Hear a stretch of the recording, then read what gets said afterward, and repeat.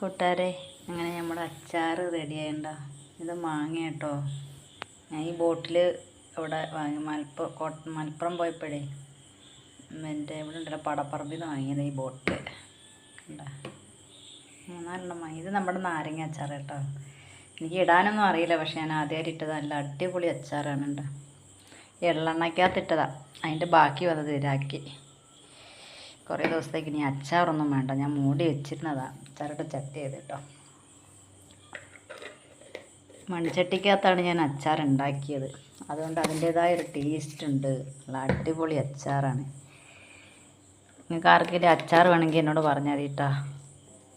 ക്യാഷിന് കടയിലേക്ക് ആർക്കെങ്കിലും വേണമെന്നുണ്ടെങ്കിൽ പറഞ്ഞാൽ നല്ല അടിപൊളി അച്ചാർ ഉണ്ടാക്കി തരും. അത് പയറാട്ടോ.